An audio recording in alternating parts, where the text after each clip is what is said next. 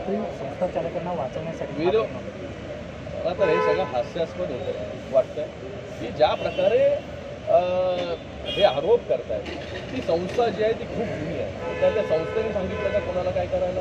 मला वाटतं जेव्हा बदलापूरमध्ये ही घटना घडली, दुर्दैवी घटना घडली, तेव्हा हेच जे आहे तिथे रेल रोको करायला, बदलापूर शहरामध्ये लॉ अँड ऑर्डर बिघडवायला तिकडे गेले होते आणि तिकडे मागणी करत होते की आत्ताच्या आत्ता आमच्या हातात द्या आणि त्याला आम्ही आत्ता फाशी देतो, आत्ता त्याला आम्ही मारतो. आज जेव्हा त्याला कोर्टामधून घेऊन जात होते त्याच्यामध्ये त्यांनी पोलिसांवरती गोळी चालवली आणि त्याच्या डिफेन्समध्ये, सेल्फ डिफेन्समध्ये पोलिसांनी त्याच्यावरती गोळी चालवली, त्याच्यामध्ये तो त्याचा मृत्यू झाला.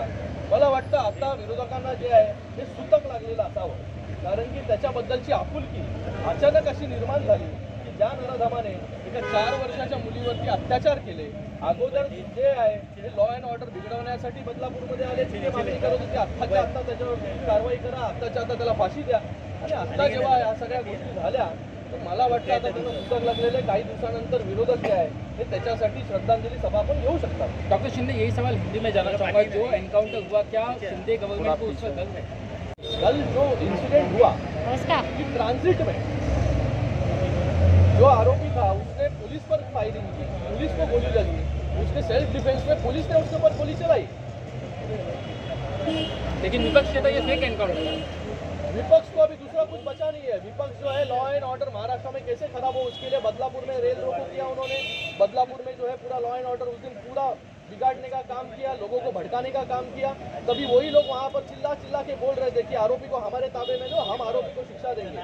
आज आरोपी को जो है वो शिक्षा वहाँ पर मिली है. तो अभी आज इनको दुख हो रहा है कि जो आरोपी 4 साल की बच्ची पर अत्याचार कर रहा था, लोगों से मांग हो रही थी कि लोग हमें जो है आरोपी हमारे ताबे में लो. आज जहाँ पर आरोपी पुलिस पे फायरिंग कर रहा था, पुलिस ने सेल्फ डिफेंस में फायरिंग की, तो अभी इनको दुख हो रहा है. मुझे लगता है कि ये दुख जो है विरोधियों को इतना दुख होगा कि आने वाले समय में वो श्रद्धांजलि सभा भी वो आरोपी के पक्ष में ले सकते हैं. त्यांच्याच मतदारसंघामध्ये त्याच्या डेव्हलपमेंटची मागणी वायकर साहेबांनी केली. पोलीस हाऊसिंग आहे मोठ्या प्रमाणामध्ये, त्याच्याबद्दलचा विषय वायकर साहेबांनी तिथे मांडलेला आहे. तर सगळ्या विषयांवरती एक सकारात्मक चर्चा जी आहे ही म्हाडामध्ये झाली आहे. मला वाटतं सर्व विषय हे लवकरात लवकर सुटतील. आमदार निष्क्रिय आहेत किंवा त्यांनी कार्य नाही असं तुमचं म्हणणं आहे, कारण त्याच्यामुळे माझं म्हणणं काही नाही आहे. माझं म्हणणं जे आहे, मी जेव्हा विधानसभा या जनसंवाद यात्रेच्या माध्यमाने फिरत होतो तेव्हा जे जे विषय आले, फक्त वरळी कशाला विचारताय तुम्ही, बाकी पण ठिकाणी आम्ही गेलो, सगळीकडे गेले, सगळीकडचे विषय आहेत. पण मला वाटतं वरळीमध्ये सर्वात जास्त विषय प्रलंबित आणि हा पूर्ण मुंबईमध्ये मराठी माणसाचा घराचा विषय, मुंबईकरांच्या घराचा विषय गेले अनेक वर्ष प्रलंबित आहे. कालही मी सांगितलं की हाकेच्या अंतरावरती असणारा शिवालिक नगर असेल, ओंकार बिल्डरचा विषय असेल, ते अनेक वर्ष लोक 14-14 वर्ष ट्रान्झिटमध्ये राहत आहेत. त्या ट्रान्झिटमध्ये परवा आग पण लागली होती. अशी परिस्थिती आहे. SRAनी डेव्हलप करायला घरं घेतली, म्हाडाच्या NOC मिळत नाही, त्याच्यामुळे जे ते डेव्हलपमेंटला रिडेव्हलपमेंटला जाऊ शकत नाही. तर हे विषय जे ते सोडवण्यासारखे आहेत, त्याच्यावरती कधी लक्ष दिलं नाही. पण आमच्या सरकारने, माननीय मुख्यमंत्री महोदयांनी लक्ष घातलं.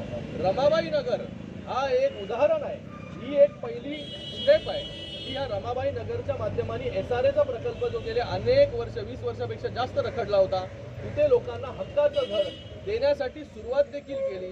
लोकांना 6 महिन्याचं भाडं देखील दिलं. तिथे SRA आणि MMRDAच्या माध्यमाने एकत्रित डेव्हलपमेंट करण्याचं काम आज सरकारच्या माध्यमाने होतंय.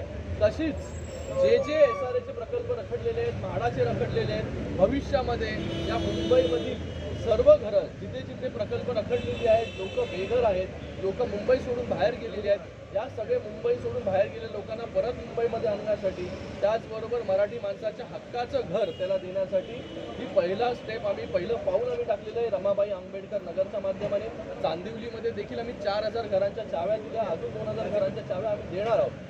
तर ही घरांचा सगळ्यात महत्त्वाचा विषय मुंबईकरांसाठी हा घरांचा आहे. त्याच्याकडे नेहमी दुर्लक्षित केलं गेलं, त्याच्यावरती कधी लक्ष दिलं गेलं नाही, कारण की यांना जे आहे हे मतदान जे आहे हे लोक देत होते, त्यांना गृहीत धरण्याचं काम या लोकांनी केलं. पण आमचं सरकार आल्यानंतर पहिलं पाऊल जे आहे आम्ही मराठी माणसासाठी या मुंबईच्या घरांसाठी, मुंबईकरांच्या घरांसाठी घेतलं.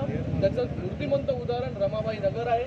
असे भविष्यामध्ये जिथे जिथे रिडेव्हलपमेंट अडकलेले आहेत त्या सर्वांची जबाबदारी सरकार म्हणजे MMRDA, म्हाडा, सिडको, BMC अशा सगळ्यांना एकत्र घेऊन डेव्हलपमेंट करण्याचा निर्णय माननीय मुख्यमंत्री, उपमुख्यमंत्री महोदयांनी अगोदरच घेतलेला आहे. तर भविष्यामध्ये सर्व जे लोक बाहेर राहत आहेत, ट्रान्झिटमध्ये राहत आहेत, ज्यांना घरं मिळाली नाही त्या सर्वांना आपलं हक्काचं घर देण्याचं काम हे सरकार 100% करणार. त्याची सुरुवात झालेली आहे. म्हाडाच्या मुंबई शहरातील जे पुनर्विकास प्रकल्प रखडले गेले आहेत त्या संदर्भात तुम्ही पुढाकार घेऊन तो प्रकल्प सोडवण्यासाठी जनसंवाद यात्रा सुरू असताना या मुंबईमध्ये विविध विषय प्रत्येक विधानसभेमध्ये चर्चेत येत होते.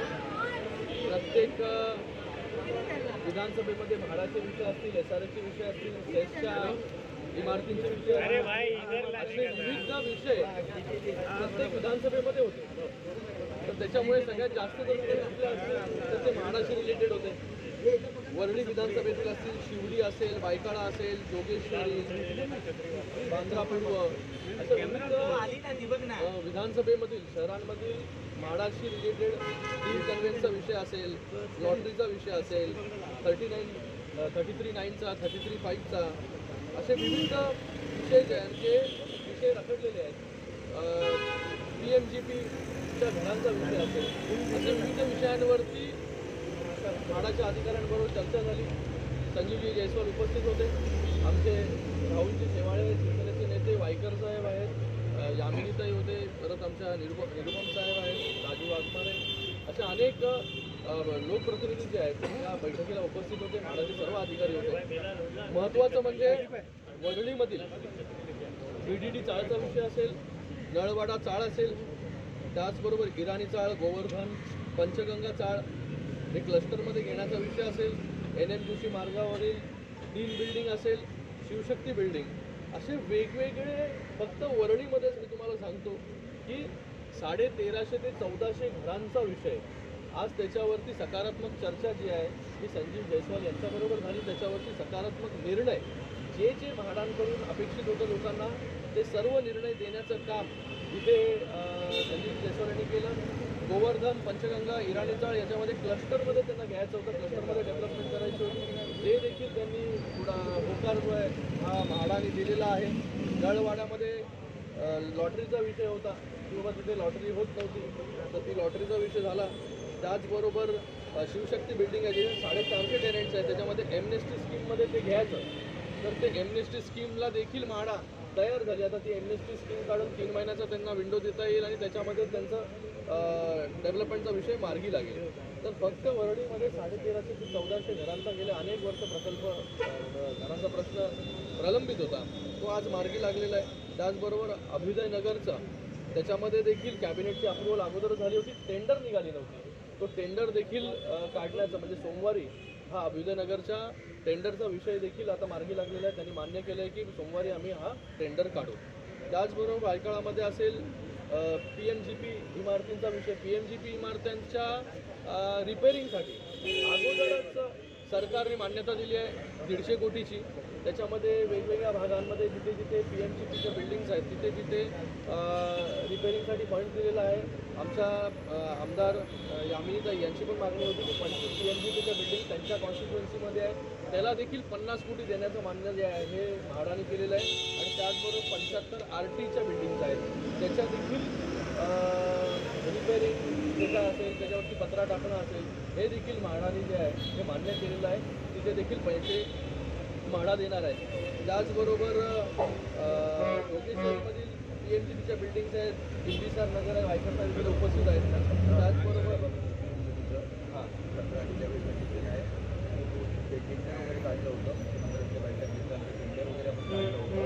वायकर साहेब सांगतील. PMGPच्या बाबतीमध्ये तुम्हाला माहिती आहे गेल्या वेळेस 17 बिल्डिंग आहेत जवळजवळ 5,000 लोक कुटुंब त्या ठिकाणी राहत आहेत आणि अशा लोकांचं टेंडर करावं म्हणून माननीय मुख्यमंत्र्यांनी आदेश दिल्यानंतर 2दा टेंडर केलं. आता 3ऱ्या वेळेला पुन्हा रिटेंडर होतं आहे पण त्यांनी सांगितलं की काही गोष्टी शिथिल कराव्या लागल्या तर त्यांनी आज मान्य केलेल्या आहे. त्यामुळे आता तो त्याचा मार्ग मोकळा